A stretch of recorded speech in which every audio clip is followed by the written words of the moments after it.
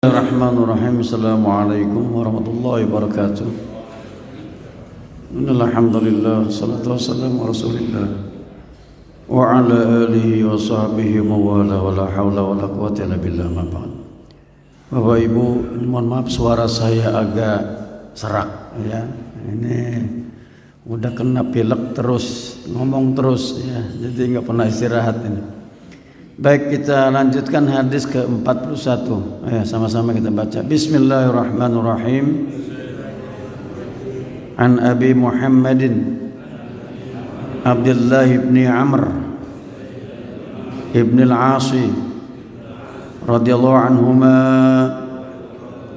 qala qala Rasulullah sallallahu alaihi wasallam la yu'minu ahadukum hatta yakuna hawahu taba'an lima jitu bihi. Udah itu aja hadisnya ya. Qala Syekh rahimahullah hadisun hasan sahih ya. Hadis yang 41 di situ sampai berapa? Hadis 42 ya? 42 ya, di kitab saya 50. Jadi masih ada 8 lagi nanti, 9 lagi ya. Perawi hadis ini adalah Abdullah bin Amr bin As. Beliau ini salah satu putra dari Amr bin As. Ya. Jadi kalau ada sahabat di belakangnya ada doa radhiyallahu anhuma, berarti anak dan bapaknya kedua-duanya sahabat baginda Rasul. Paham sampai sini ya?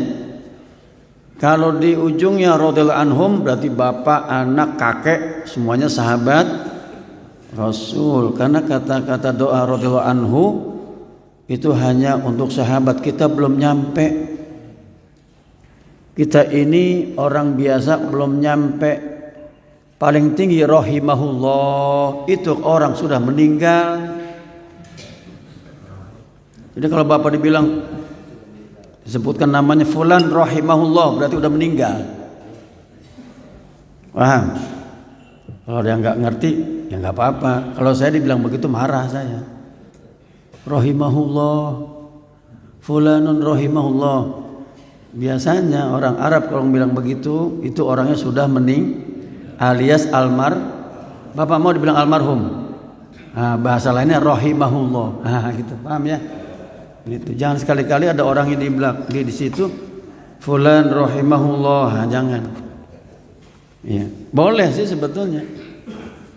Ya, boleh, teman adat itu kan menjadi hukum ya. Kebiasaan itu menjadi hukum. Oh, kebiasaan ngomong begini nih. Ya, almarhum itu pasti meninggal ya. Apalagi al-maghfur lahu itu orang meninggal. Ya. Nah, Abdullah bin Amr bin As ini salah satu sahabat baginda Nabi yang pandai menulis. Karena ayahnya orang terpelajar. Salah satu suku Quraisy yang pintar nulis ini Amr bin As, bapaknya Abdullah. Makanya dulu beliau sama orang Quraisy ketika masih belum Islam nih Amr bin As menjadi apa? Duta besar. Waktu hijrah ke Habasyah, denger ya? Hijrah pertama itu ke Habasyah. Dikirim minta perlindungan ke Raja Najasyi yang meminta pulang supaya rombongan Ja'far bin Abi Thalib dengan kawan-kawan yang Islam ini lari dari Mekah supaya dipulangkan oleh Raja Najasyi itu Amr bin As. Nah, kalau di kalangan keluarga Nabi yang pandai diplomasi itu anaknya Abu Thalib namanya Ja'far bin Abu Thalib, kakaknya Ali bin Abi Thalib, orang pintar semua itu. Iya. Jadi berdebat itu di situ di depan Raja Najasyi itu. Negus ya kalau bahasa di YouTube di internet Najasyi itu Negus, raja Ethiopia. Tahu nggak negara yang paling kelaparan? Ethiopia ya dulu ya. Tapi sekarang tahu nggak negara yang paling maju, pendapatannya tinggi di Afrika? Ethiopia. Coba lihat di internet, Ethiopia. Sekarang udah maju dia. Makanya nggak pernah kedengeran ada kelaparan ya. Nah, coba lihat. Karena pemimpinnya sekarang udah bagus. Jadi negara itu kalau pemimpinnya bagus, insya Allah makmur. Kalau pemimpinnya pembohong nggak bisa makmur itu. Nggak tahu itu, tebak sendiri aja, saya nggak ngomong. Pokoknya kalau pemimpin pembohong sudah itu. Ya. Nah, Amr bin As ini punya putra Abdullah bin Amr, ya. Ini beliau termasuk ulama muda yang digelar Al-Abadilah Al-Arba'ah, 4 Abdullah. 1 Abdullah bin Umar, Abdullah bin Amr bin As yang ini, kemudian Abdullah bin Abbas, keempat Abdullah bin Zubair. Ada nama 4 Abdullah. Ya. Makanya beruntung yang nama depannya Abdullah. Doa itu, Pak. Ya kan kalau di YouTube kan ramai tuh, ada Udin sedunia ya. Udin, namanya Udin. Banyak. Nah, sama, ini bukan Udin, Abdullah. Ya. Pernah dengar itu ada Udin sedunia? Coba aja buka di YouTube tuh ada itu. Orang namanya Udin semua. Ya. Jadi dia ini sahabat Nabi yang pandai menulis karena ayahnya juga seorang terpelajar, ya. Dan beliau ini paham bahasa-bahasa lain selain bahasa Arab, makanya diangkat diplomat. Kalau kita bicara keutamaannya luar biasa, salah satu sahabat muda alim ya beliau ini Abdullah bin Amr, ibadahnya luar biasa. Kita pernah dengar kisah tentang puasa, pernah dengar? Ketika Nabi bilang puasa Daud itu gara-gara beliau ini. Nabi, saya mau puasa. Kata Nabi, ya udah puasa sebulan 3 kali, ya kan? Ayyamul bid 13, 14, 15. Saya bisa lebih dari itu. Ya udah setiap minggu aja Senin Kemis kan gitu. Saya bisa lebih dari itu Nabi. Boleh nggak setiap hari puasa? Jangan kata Nabi. Namanya puasa wisol, puasa dahr. Kalau wisol itu nyambung ya. Puasa wisol itu nyambung. Jadi puasa minum air sebentar nyambung lagi gitu. Wisol. Agama kita melarang wisol, nggak boleh. Nyiksa badan ya. Kata Nabi paling banter, paling berat puasa itu Nabi Daud. Udah sehari puasa sehari buka sepanjang tahun, sehari puasa sehari buka sehari puasa. Tapi kalau tiap hari puasa nggak boleh, kecuali Ramadan kan sebulan. Ya, kata-kata nggak bolehnya sebagian ulama bilang ada yang mengatakan haram, yang kata makruh. Ya, itu jadi ini gara-gara beliau nih keluar puasa Nabi Daud itu yang paling Allah cintai. Kenapa? Sehari puasa sehari buka. Termasuk apa lagi? Baca Quran. Kata beliau, Nabi berapa mesti hatam Quran? Ya, yang normal itu sebulan. Ya, sebulan. Kata dia, saya sanggup Nabi kurang dari itu. Ya udah, ya kurang lagi 2 minggu. Bisa kurang enggak? Seminggu. Seminggu kelamaan. Dah maksimal 3 hari, minimal 3 hari. Enggak ada yang lebih dari 3 hari.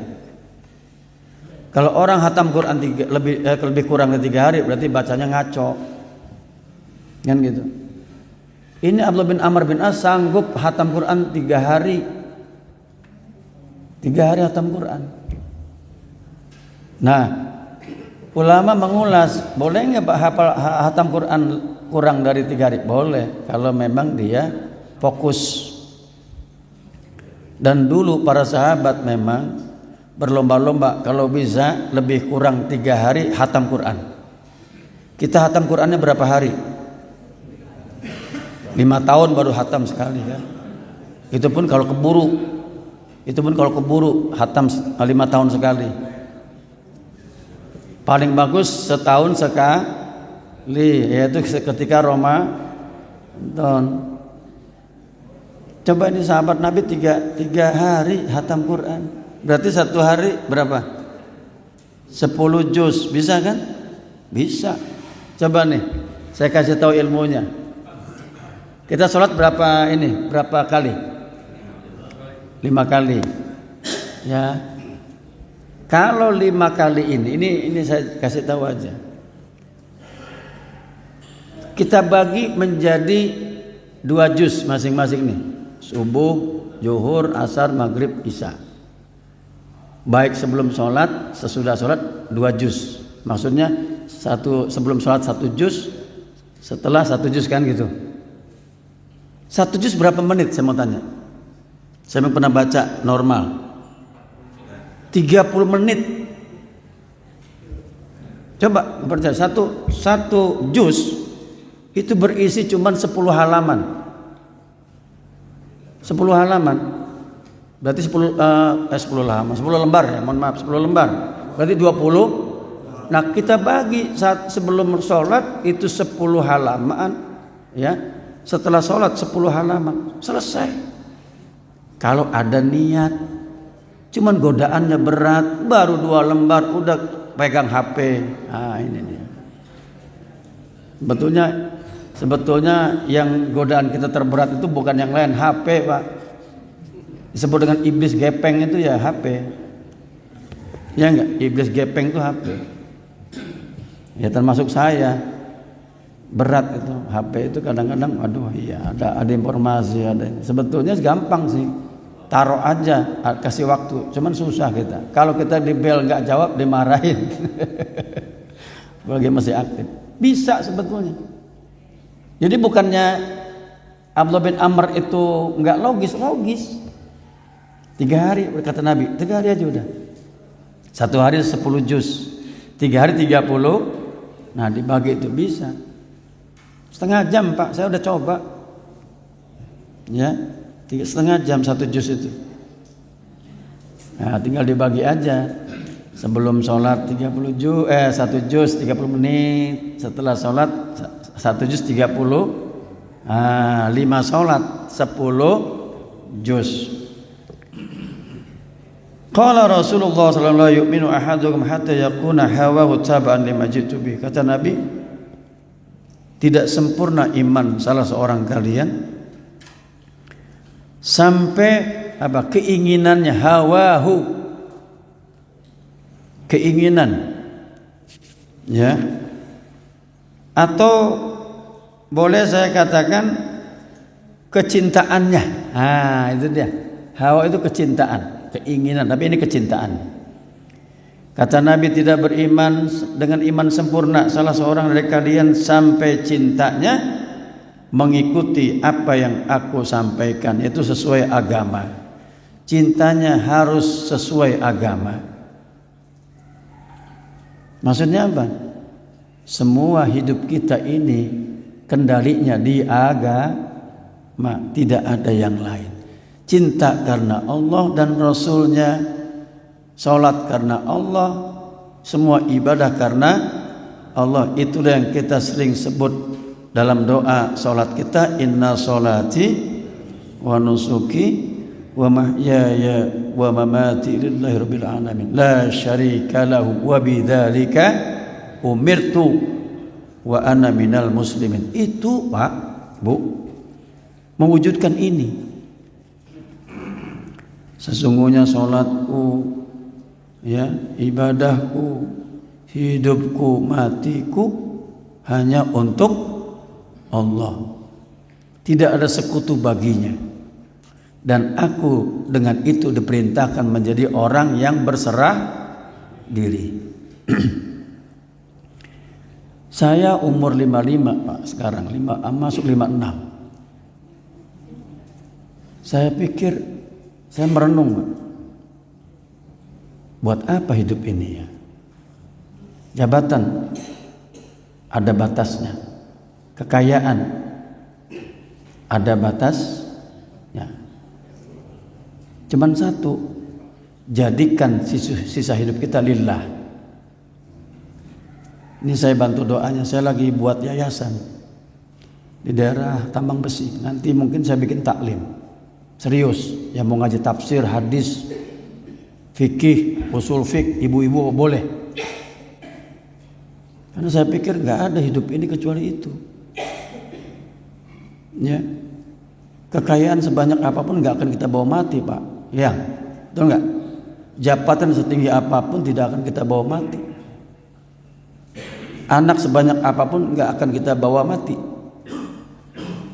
Anak hanya bisa mendoakan kalau dia soleh, ya. Tapi anak yang kita manjakan setiap hari, kita meninggal dia tidak ingat sama kita, itu anak celaka.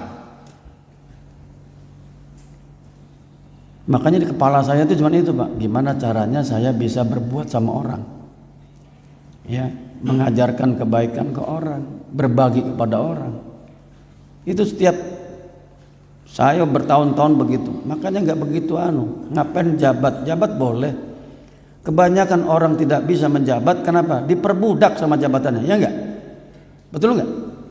Diperbudak, Pak. Saya ini pernah jabat, ya, diperbudak. Boleh silakan, kebanyakan enggak kuat di jabatannya, diperbudak. Kaya boleh enggak?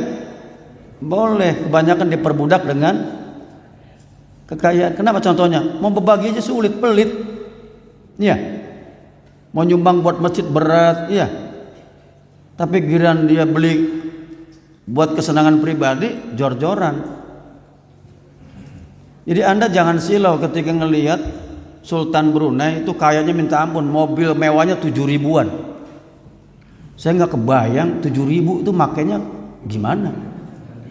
7 ribu itu bukan mobil murah loh. Mobil kita, mobil Innova itu nggak ada apa-apanya. Mobil Pajero nggak ada. Oh, mobil mahal yang limited edition. Tahu nggak limited edition? Cuman 5 sedunia itu. Ada yang cuman 1 sedunia. 7 ribu. Saya nggak kebayang nanti dia di akhirat, nggak kebayang saya. Nggak kebayang, Pak. Nggak kebayang. Nggak kebayangnya apa? Bukan apa-apa, celakanya itu. Karena kata Nabi, orang kaya dengan orang miskin jarak jeda masuk surganya 500 tahun. 500 tahun. Ya, makanya ini semua hidup kita, kekayaan kita, jabatan kita, segala macam itu mestinya ngikutin agama. Bukan hawa nafsu. Ini Nabi bilang itu, kamu nggak sempurna imannya. Nggak sempurna iman kamu, belum sampai level sempurna kalau pikiran kamu masih dunia, kan gitu. Nggak ada bagian dengan agama kamu. Nonsen kata Nabi. Kalau kamu bilang Muslim, saya ini pengikut Nabi, tapi pikiran kamu dihitung-hitung 80% masih dunia, belum. Gitu. Pertanyaannya kita sama saudara kita. Contohnya. Ini saudara kita di Gaza kan lagi dihabisin ya. Kita sudah berbuat apa? Sudah pernah bantu nggak? Pernah bantu nggak nih? Sejak tahun 2023. Kalau sepeser duit pun nggak pernah mengalir ke mereka, berarti Anda belum beriman. Anda belum dikatakan beriman dengan iman sempurna. Karena Anda cuek. Itu kan negara lain. Salah. Itu bagian dari perintah agama, minimal doa. Ini introspeksi diri kita loh. Sejak Gaza dibombardir itu pernah ngasih apa kita sama mereka? Saya pernah ikut program terigu 1 kilo kan? Ada tuh kan? Cuman harga 20.000, bagus. Saya pernah ngasih uang 100.000, alhamdulillah. Itu contohnya sederhana.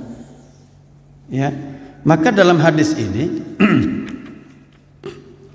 disampaikan oleh Imam Ibn Rajab Hambali, wa amma ma'nal hadis fa huwa anal insana la yakunu mu'minan kamil iman al-wajib hatta takuna mahabbatuhu tabi'an aw tabi'atan lima jaa bi rasul minal awamir wan nawawi wa ghairiha.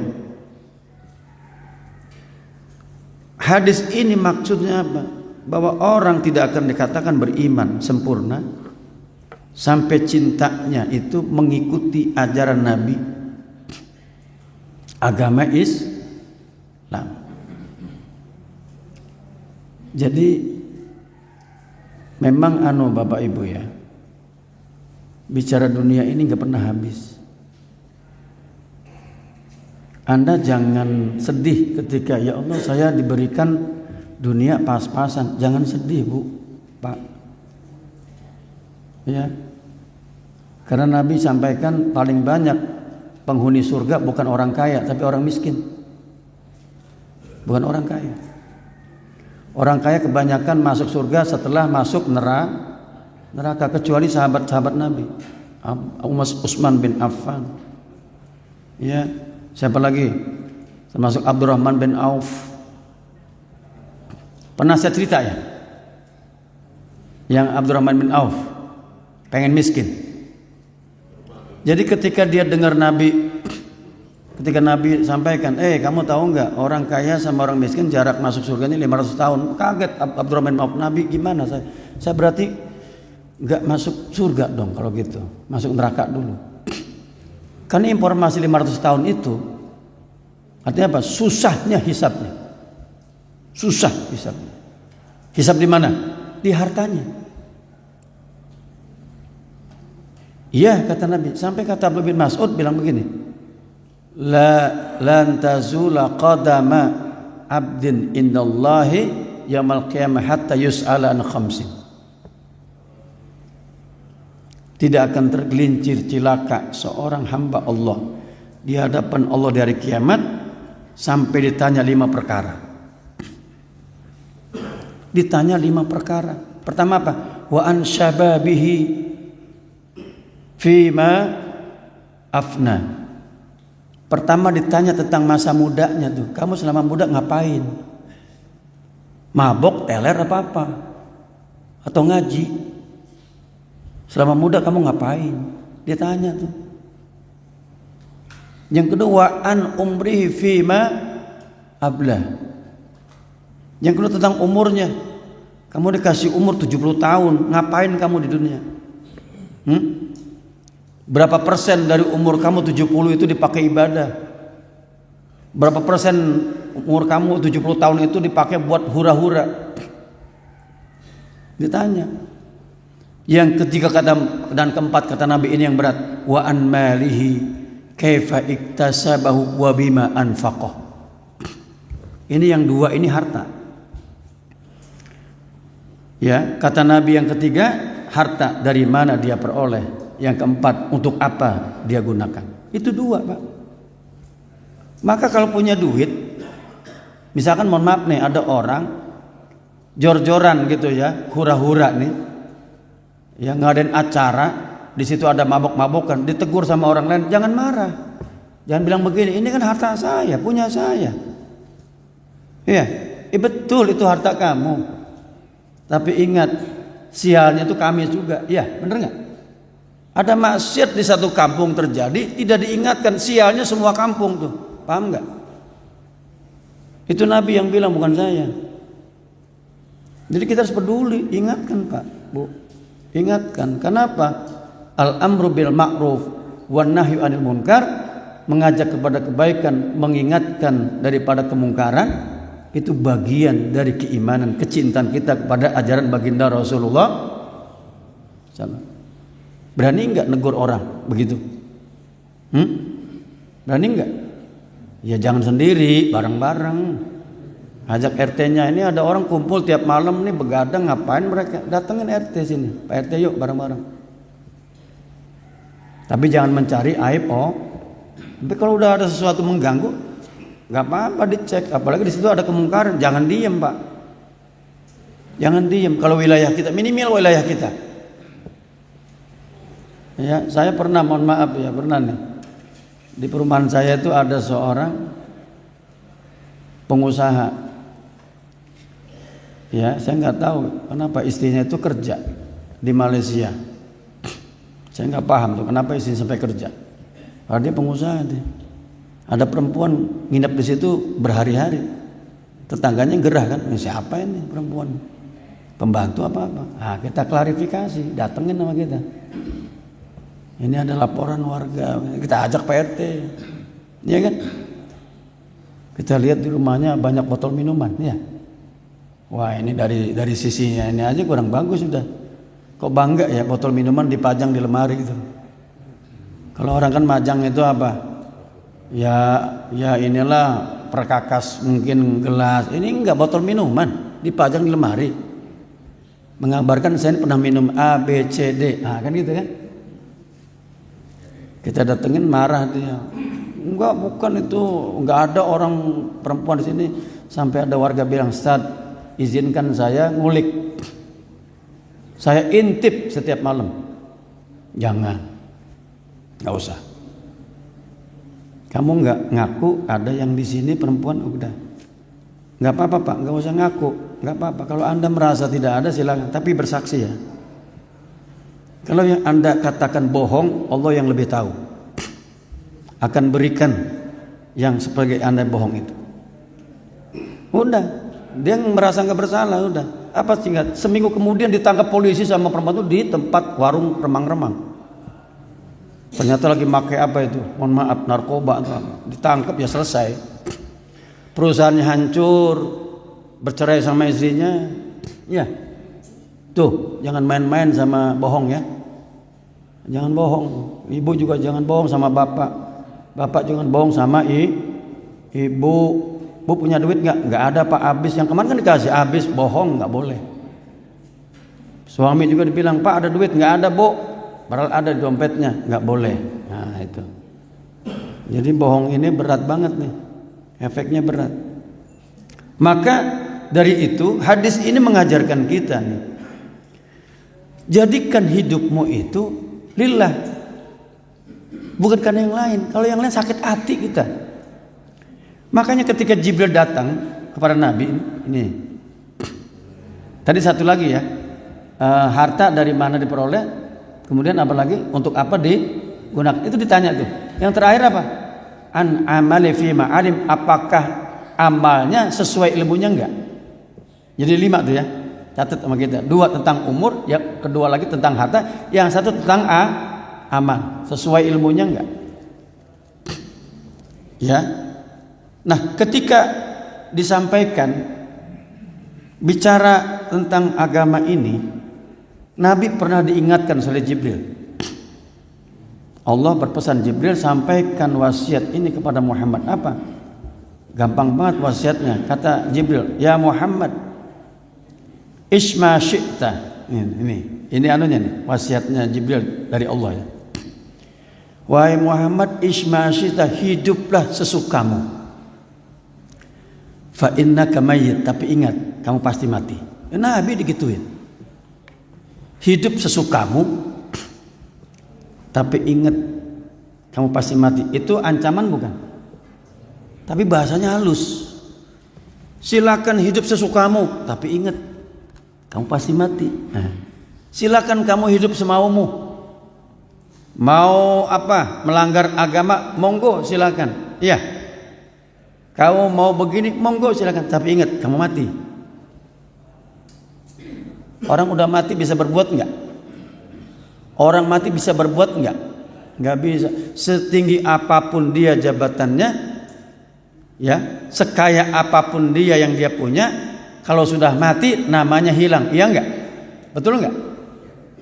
Orang meninggal kaya nih, kita berani nyebut namanya. Fulan, enggak. Apa ada nama yang lain?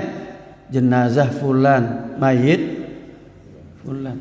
Coba doanya kita orang mati apa? Usoli apa namanya, doa apa ketika mau niatnya apa? Usoli ala hadal mayit. Iya kan? Enggak ada langsung usoli ala Abdullah. Ada begitu? Ada enggak? Udah berubah namanya, Pak. Bu, udah berubah. Enggak ada artinya. Masih bagus ayam, mati banyak nama.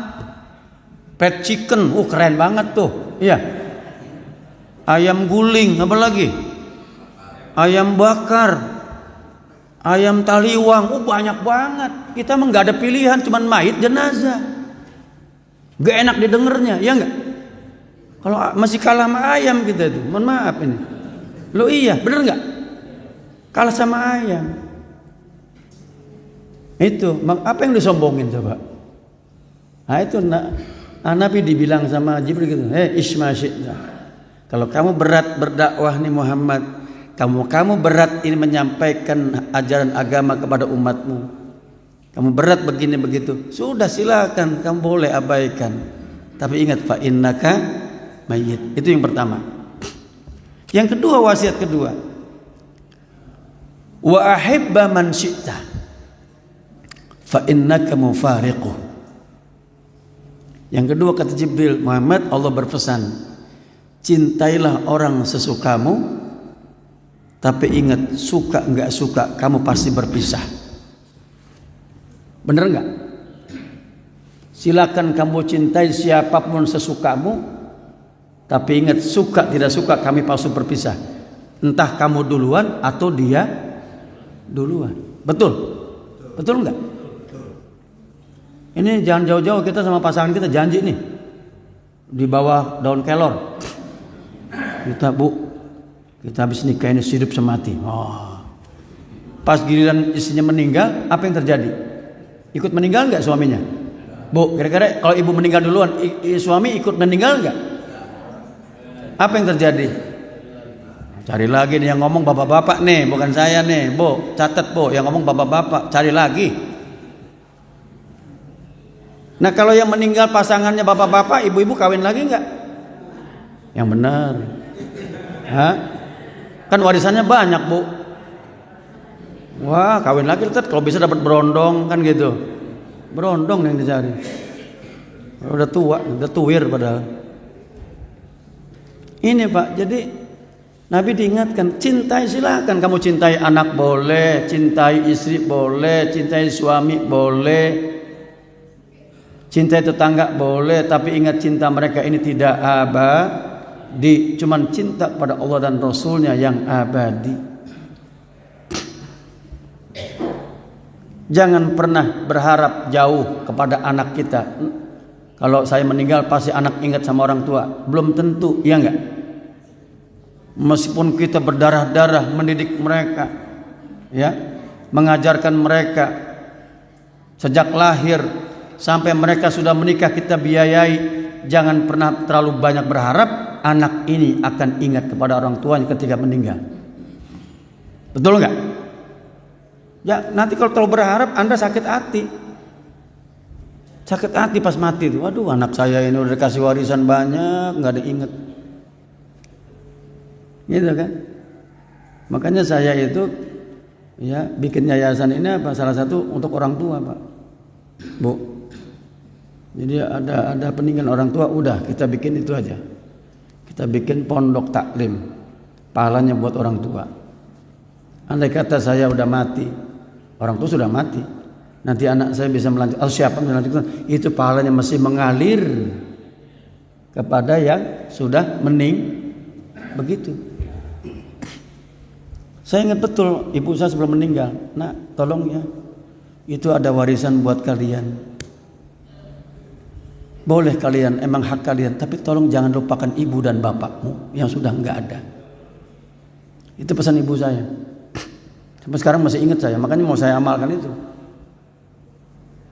Silakan, itu hak kalian, itu memang agama sudah ngasih kalian waris nih. Tapi tolong jangan lupakan bapak ibu dari bagian waris kamu itu. Makanya sebelum kita meninggal, lakukan supaya buat kita, bukan buat yang lain. Iya, saya ajak kalau yang mau silakan, ayo bareng-bareng saya tuh. Kita bikin pondok gitu. Ya udah saya buat itu, saya beli 2.500 meter, tinggal nambah kalau mau silakan. Ya, jadi hidup ini harus kita patok kepada apa? Lillah. Prosesnya panjang dan berat, tidak mudah. Ya, itu yang kedua. Yang ketiga kata Jibril nih, ya Muhammad, ya I'mal ma syi'ta fa innaka majziyun bihi. Yang pertama tadi apa? Hiduplah sesukamu, kamu pasti mati. Yang kedua, cintai orang sukamu, pasti kamu berpisah. Yang ketiga ini, berbuatlah sesukamu. Silakan kamu berbuat sesukamu, tapi ingat, kamu akan diberikan ganjaran. Ganjaran ini ada dua, ganjaran di dunia dan di akhirat. Ganjaran yang di dunia apa? Yang segera diberikan. Ganjaran durhaka sama orang tua. Ya, salah satunya itu. Ganjaran apalagi? Berzina. Itu cash Pak, Bu. Ya, cash itu. Makanya gara-gara zina itu termasuk LGBT ya. Penyakitnya ada obatnya enggak? Ada obatnya enggak? Penyakit AIDS itu ada obatnya enggak? Enggak ada. Belum nemu. Itu gara-gara itu ganjarannya kan? Tapi kadang-kadang gara-gara tidak peduli, yang lain ikut kena, betul enggak? Nah itu. Maka jadi suami ingat istri. Ingat istri, ingat suami. Janganlah berkhianat. Apalagi sampai tertular. Gara-gara perilaku suami atau istri yang kurang ajar, kan gitu. Ya enggak? Di Saudi Arabia, mohon maaf, di Saudi Arabia sekarang termasuk penularan HIV-nya tinggi. Yang terjadi pada istrinya. Kenapa? Bukan dari istrinya yang bejat, tapi suaminya. Yang suka jajan. Liburan ke Eropa, ketemu bule, kan gitu kan? Coba. Ini hati-hati nih, suami-suami yang masih kerja, masih tugas-tugas luar daerah. Ingat istri sama anak. Saya kalau, mohon maaf ya, saya kalau di luar negeri itu, yang dibayang di kepala saya itu keluarga Pak. Anak-anak terutama. Iya. Sampai ada yang bilang sama, saya ingat betul Hamka ya. Ini mohon maaf nih, Hamka itu pernah ditanya, Buya, kenapa ya? Ada seorang ini nih, ada seorang santri yang nanya, Buya, kenapa ya? Saya merasa berada di satu tempat maksiat kok kayaknya aman, alhamdulillah.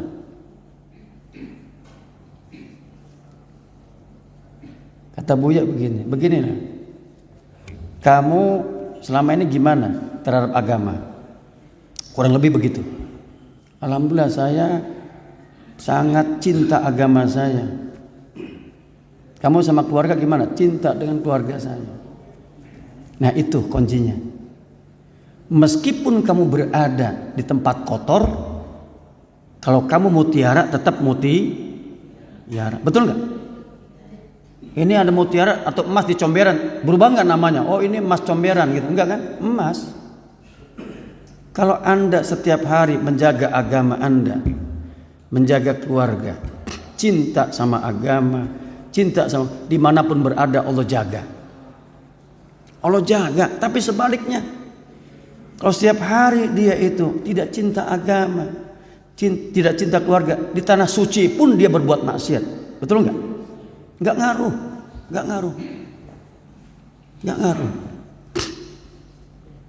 Ini kalau saya cerita tentang Eropa, waduh, serem Pak. Tapi alhamdulillah saya dijaga. Serem Pak kalau ngeliat maksiat di negara-negara bebas kayak gitu Pak.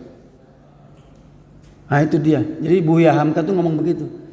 Kalau kamu cinta agamamu, artinya apa? Sholat dijaga, iya, dan yang lain-lainnya dijaga. Dijauhi selama ini larangannya, Allah akan jaga kamu meskipun kamu berada di tempat yang mohon maaf gudangnya maksiat.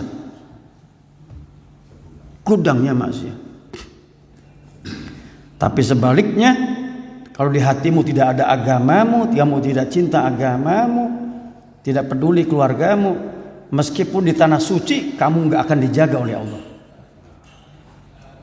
Jangan heran, di tanah suci itu ada orang mabok, ada nggak? Ada nggak?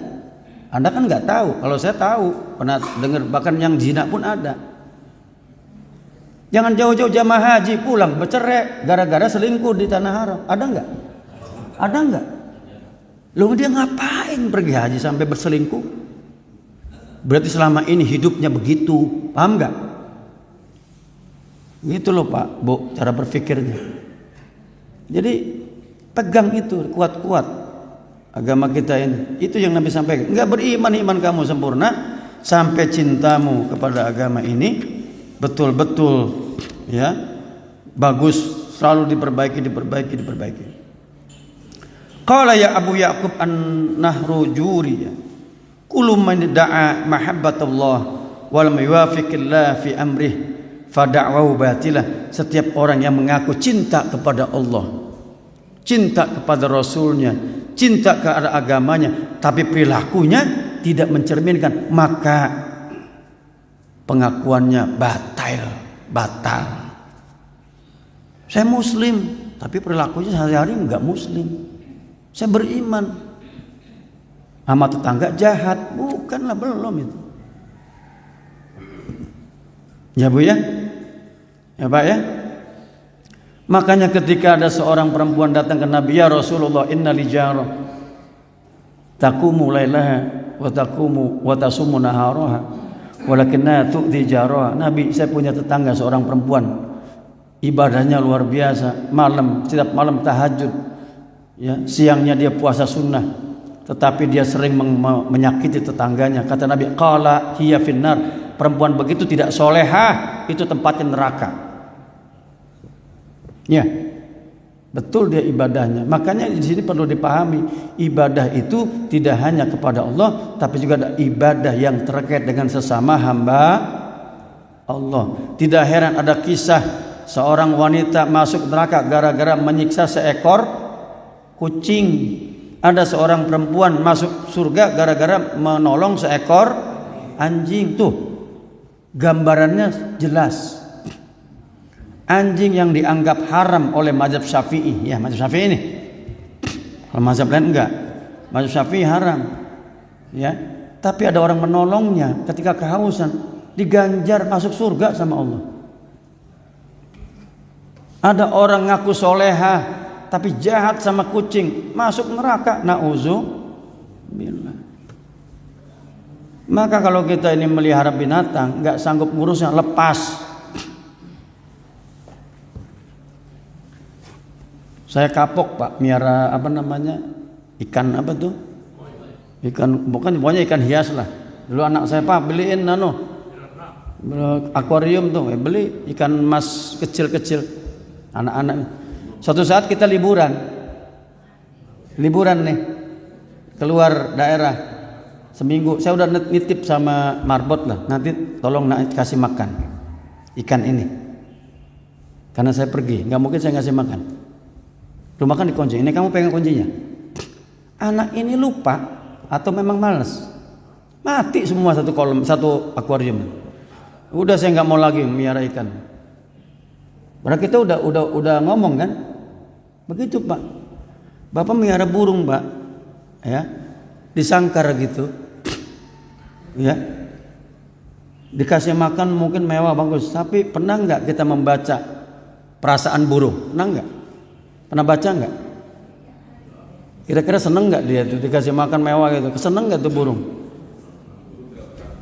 Maka sampai sekarang saya cuman satu miara binatang, apa? Kalau enggak buat ya dimakan, disembelih, ya buat jualan, itu aja Pak. Kan itu ada manfaatnya itu. Jadi kalau Bapak mau miara burung, silakan, ada mungkin jualan. Tapi perbaiki perilaku kita kepada binatang. Semua binatang kata Nabi nanti itu akan lapor di hadapan Allah ketika kita di hari kiamat. Binatang yang kita sembelih, yang kita makan, termasuk kurban, itu akan berbaris laporan. Jadi jangan dianggap nggak ada. Ini Nabi yang ngomong nanti. Ya Allah, saya disembelih 10 bulan buat korban, alhamdulillah, saya senang. Jadi sapi itu binatang sembelihan, kalau disembelihnya lillah, senang mereka. Senang. Makanya sembelihlah hewan dengan nama Allah. Bismillah Allah. Itu kuncinya itu. Senang mereka itu, ya. Kenapa? Untuk Allah. Dunia ini kalau hanya untuk Allah, luar biasa mereka. Apapun karena Allah mereka akan ya. Bapak Ibu rahimakumullah, maka dari itu ya, dari beberapa pendapat para ulama ini dan penjelasan tadi ya, bahwa yuk kita jadikan hidup kita ini yang tersisa lillah, sebisa yang kita lakukan ya. Artinya apa? Semua aspek kehidupan agama kita jalani. Aspek ada namanya ibadah mahdo, ibadah murni, ada aspek ibadah muamalah, ada aspek namanya akhlak, iman, Islam, ihsan. Paham ya? Iman, Islam, ihsan. Ibadah tanpa akhlak no, karena semua ibadah itu mestinya membentuk akhlak yang baik. Makanya Nabi bilang innama bu'istu liutammima makarimal akhlak. Aku diutus untuk menyempurnakan akhlak manusia. Kenapa? Islam ini adalah agama akhlak. Kalau Anda mengaku muslim yang rajin ibadah tapi akhlaknya masih buruk, berarti belum selesai berislamnya, belum selesai beragamanya. Tapi jangan dibalik, yang penting akhlak bagus ya, nggak usah sholat, nggak usah puasa, enggak begitu juga. Agama itu ujung-ujungnya apa? Beradab kepada Allah dan makhluknya. Makanya tadi saya bilang tuh, nggak cukup cuman ibadah hanya kepada Allah, sholat, puasa, enggak cukup. Bagaimana hubungan kita kepada tetangga, hubungan kita kepada sesama manusia, kepada orang tua, kepada suami, kepada istri, kepada teman, ya. Itu semua dilihat. Akhlak ini luar biasa ya. Jadi janganlah kita hancurkan agama kita dari 3 aspek tadi, iman, Islam, ihsan. Saya kira ini udah jam 6. Monggo yang mau bertanya silakan, saya akan jawab. Bapak Ibu, saya hormati